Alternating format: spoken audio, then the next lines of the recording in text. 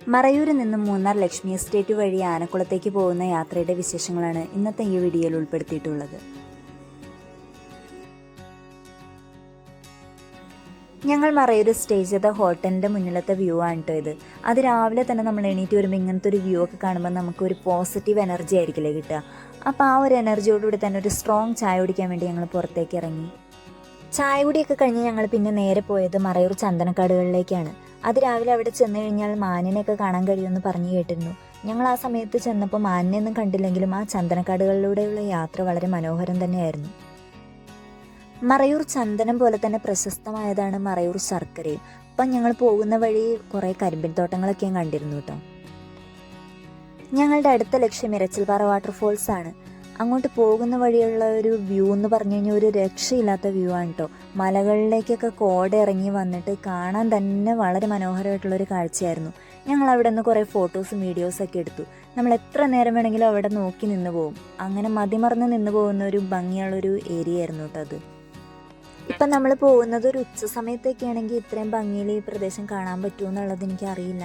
ഇപ്പം ഈ സമയം ആയതുകൊണ്ട് നല്ല രീതിയിൽ കോടയൊക്കെ ഉള്ളതുകൊണ്ടാണ് ഇത് ഇത്രയും നമുക്കൊരു അട്രാക്റ്റീവായിട്ട് തോന്നുന്നത്.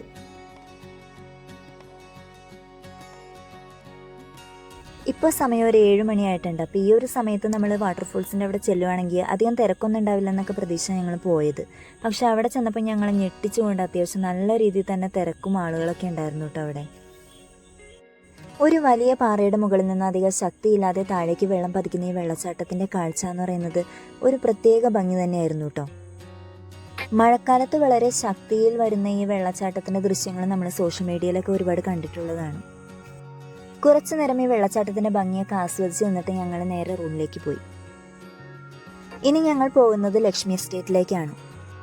മറയൂരിൽ നിന്ന് മൂന്നാറിലേക്കുള്ള യാത്ര അടിപൊളിയാണ്. നല്ല പച്ച വിരിച്ചു നിൽക്കുന്ന തേയിലത്തോട്ടങ്ങളുടെ ഇടയിൽ ചുമന്ന പൂക്കൾ നിറഞ്ഞ വാഗമരങ്ങൾ തലയുയർത്തി നിൽക്കുന്ന ആ ഒരു കാഴ്ചയുണ്ടല്ലോ, അടിപൊളി തന്നെയായിരുന്നു. ഈ സമയത്ത് ചെറിയ കോടയും കൂടെ ഉണ്ടായിരുന്നെങ്കിൽ ഈ കാഴ്ച അതിഗംഭീരമായേനെ. മൂന്നാർ KSRTC സ്റ്റാൻഡിൻ്റെ അടുത്തുള്ള വഴിയിലൂടെയാണ് നമ്മൾ ലക്ഷ്മി എസ്റ്റേറ്റിലേക്ക് കടക്കുന്നത്. നല്ല വിശാലമായ തേയിലത്തോട്ടങ്ങളും ഇടയ്ക്കിടയ്ക്കുള്ള പുൽമേടുകളും ചെറിയ ശോലവനങ്ങളും ഒക്കെയാണ് ലക്ഷ്മി എസ്റ്റേറ്റിൻ്റെ പ്രത്യേകത. അധികം ആളോ തിരക്കോ ബഹളങ്ങളോ ഒന്നും ഇല്ലാത്ത വഴികളിലൂടെ നമുക്ക് ഈ തേയിലത്തോട്ടത്തിൻ്റെ ഭംഗിയൊക്കെ ആസ്വദിച്ച് യാത്ര ചെയ്യാൻ കഴിയും. ഈ ഒരു ഏരിയയിലൂടെ നമ്മൾ ബൈക്കിലാണ് യാത്ര ചെയ്യുന്നതെങ്കിൽ ഇതിനേക്കാൾ കൂടുതൽ മനോഹരമായിരുന്നേനെ കേട്ടോ.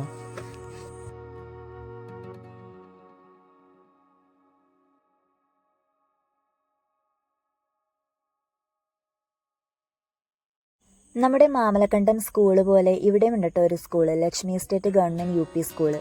കുന്നുകളുടെയും മലകളുടെയും തേയിലത്തോട്ടത്തിൻ്റെയും പുൽമേടുകളുടെയൊക്കെ ഇടയിൽ ഒരു സ്കൂള്. എന്ത് രസമാണല്ലേ കാണാനായിട്ട് തന്നെ.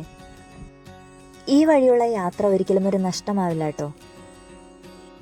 നമ്മുടെ അടുത്ത ഡെസ്റ്റിനേഷൻ മാങ്കുളം ടൈഗർ കേവ് ആണ്. ഒരാൾക്ക് 50 രൂപയാണ് ടിക്കറ്റ് വില വരുന്നത്. ഒരു കൊച്ചരുവിക്ക് കുറുകെയുള്ള തൂക്കുപാലം കടന്ന് ഫോറസ്റ്റിലൂടെ ഒരു 300 മീറ്ററോളം ട്രക്ക് ചെയ്തിട്ട് വേണം നമുക്ക് ഈ ടൈഗർ കേവിൽ എത്തിച്ചേരാൻ.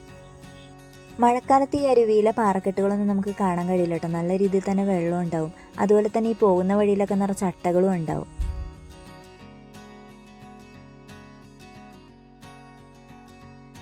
ഈ കാണുന്ന ഇല്ലിക്കാടുകൾക്കിടയിലൂടെ വേണം നമുക്ക് പോകാനായിട്ട്. നമ്മൾ നേരത്തെ കണ്ട ആ അരുവി ഇതിൻ്റെ അരികത്തൂടെ ഒഴുകി പോകുന്ന കാഴ്ച നമുക്ക് കാണാൻ കഴിയും കേട്ടോ. വഴി നീളെ മരത്തിൻ്റെ വേരുകളും പാറക്കല്ലുകളും ഒക്കെയാണ്. കിളികളുടെ ശബ്ദവും അതുപോലെ അരുവിയുടെ ശബ്ദമൊക്കെ കേട്ട് നമുക്ക് ഇങ്ങനെ നടന്നു പോകാം. കുറേ പേര് കാഴ്ചകളൊക്കെ കണ്ട് തിരിച്ചു മടങ്ങുന്നുണ്ടായിരുന്നു. ഈ കാട്ടിലൂടെയുള്ള ഈ ട്രെക്കിംഗ് ഞങ്ങൾ ഒരുപാട് എൻജോയ് ചെയ്തു. കാട്ടിലൂടെയൊക്കെ ഇതുപോലെ നടക്കാൻ ഇഷ്ടപ്പെടുന്നവർ ഒരിക്കലെങ്കിലും തീർച്ചയായും ഇവിടെ വന്നിരിക്കണം കേട്ടോ. പോകുന്ന വഴിയിൽ എല്ലാവരും സൂക്ഷിക്കേണ്ട ഒരു കാര്യം എന്താണെന്ന് വെച്ച് കഴിഞ്ഞാൽ വള്ളികളിലും ഈ ഇല്ലിയുടെ കൊമ്പുകളിലൊക്കെ നമ്മൾ പിടിക്കുക എന്നൊക്കെ ചെയ്യുമ്പോൾ ഒന്ന് ശ്രദ്ധിക്കണം.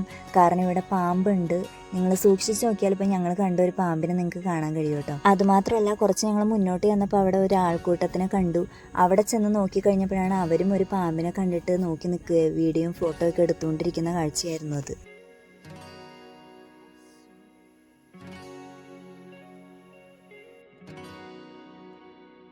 ഇപ്പം നമ്മൾ എത്തിയിട്ടുള്ളത് ടൈഗർ കേവിൻ്റെ കവാടത്തിലേക്കാണ്. ഇതല്ല ടൈഗർ കേവ്. ഈ ഒരു പാറക്കെട്ടുകളുടെ ഉള്ളിലൂടെ നമ്മൾ പോയിട്ട് വേണം ടൈഗർ കേവിലേക്ക് എത്തിച്ചേരാനായിട്ട്. ഇവിടെ ഒരു ഗൈഡും ഇരിപ്പുണ്ട്. നമുക്ക് എന്തെങ്കിലും കാര്യങ്ങളൊക്കെ അറിയണമെങ്കിൽ പുള്ളിയുടെ ചോദിച്ചാൽ പുള്ളി ഡീറ്റെയിൽ ആയിട്ട് പറഞ്ഞു തരും.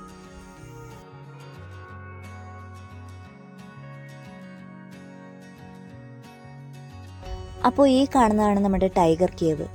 ഇതിനകത്തേക്ക് കടക്കുക എന്ന് പറഞ്ഞു കഴിഞ്ഞാൽ കുറച്ച് ദുർഘടമാണ്. കാരണം ഒരു ഇടുങ്ങിയ പാറക്കെട്ടുകളുടെ ഇടയിലൂടെയാണ് നമ്മൾ അകത്തേക്ക് കടക്കേണ്ടത്.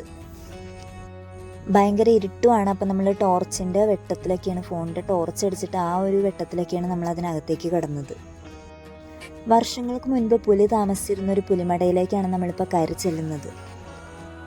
ഒരു വെള്ളപ്പൊക്കത്തിൽ ഇതിനകത്തൊക്കെ വെള്ളം കയറിയപ്പോഴാണ് പുലി ഇവിടുന്ന് പോയെന്നാണ് പറയുന്നത്. പിന്നെ അതിങ്ങോട്ട് തിരിച്ചു വന്നിട്ടുമില്ല. ഇതിനകത്ത് കയറുമ്പോൾ നമുക്ക് നല്ല തണുപ്പ് ഫീൽ ചെയ്യും കേട്ടോ. ഒരു AC റൂമിലേക്ക് കടക്കുന്ന പോലെ ഉണ്ടായിരുന്നു ശരിക്കും. ഇങ്ങോട്ടുള്ള എൻട്രൻസ് ശരിക്കും നല്ല ഇടുങ്ങിയതാണെങ്കിലും ഇതിനകത്ത് അത്യാവശ്യം നല്ല രീതിയിൽ തന്നെ സ്പേസ് ഉണ്ട്. ഇവിടെ പണ്ട് പുലി താമസിച്ചിരുന്നല്ലോ എന്ന് ഓർക്കുമ്പോൾ നമുക്ക് ചെറിയൊരു പേടി തോന്നുമെങ്കിലും ഇതൊരു പ്രത്യേക അനുഭവം തന്നെയായിരുന്നു.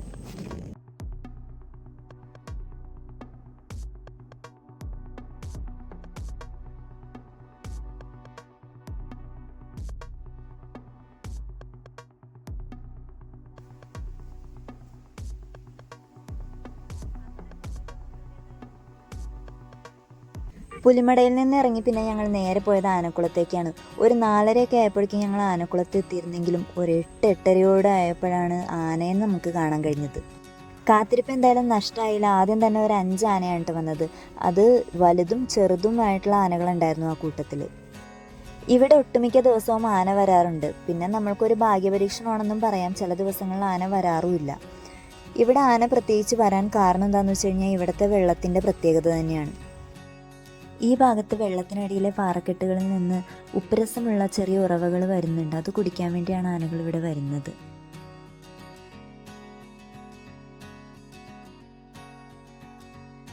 ആനകൾ ഇവിടെ വന്നു കഴിഞ്ഞാൽ തന്നെ കുറേ സമയം ഇവിടെ ചെലവഴിച്ചതിന് ശേഷം മാത്രമേ അവർ തിരിച്ചു പോവുകയുള്ളൂ. ഇപ്പോൾ ഒരു ദിവസം 10-36 ആന, അതിൽ കൂടുതൽ ആനേനെയൊക്കെ കണ്ടവരും ഉണ്ട് കേട്ടോ. ഞങ്ങൾ തിരിച്ചു പോരാനായിട്ട് ഇറങ്ങിയപ്പോഴേക്കും അടുത്ത ആനക്കൂട്ടം അങ്ങോട്ടേക്ക് വന്നു. ഈ കാഴ്ച കണ്ടു നിൽക്കുമ്പോൾ നമുക്ക് തിരിച്ചു പോരാനേ തോന്നില്ല. ആനപ്രേമികളാണെങ്കിൽ പിന്നെ ഒട്ടും പറയുകയും വേണ്ട. ഈ ആനകൾ വരുന്നതിന് കൃത്യമായ സമയമൊന്നുമില്ല. ചിലപ്പോൾ രാവിലെ ആയിരിക്കും വരുന്നത്, ചിലപ്പോൾ വൈകുന്നേരം, ചിലപ്പോൾ രാത്രി. വരുന്നവർ കുറച്ച് ക്ഷമയോടെ കാത്തിരിക്കാൻ തയ്യാറായാൽ നമുക്ക് ഇതുപോലെയുള്ള ആനക്കൂട്ടങ്ങളെ കണ്ടിട്ട് തന്നെ തിരിച്ചു മടങ്ങാം. അപ്പോൾ നമ്മുടെ ഈ യാത്രയുടെ വിശേഷങ്ങൾ ഞാനിവിടെ അവസാനിപ്പിക്കുകയാണ്. അപ്പോൾ അടുത്ത യാത്രയുടെ കാഴ്ചകളും വിശേഷങ്ങളും ഒക്കെ ആയിട്ട് നമുക്കിനിയും കാണാം. ഈ ചാനൽ ആദ്യമായിട്ട് കാണുന്നവരാണെങ്കിൽ ഒന്ന് സബ്സ്ക്രൈബ് ചെയ്യണേ.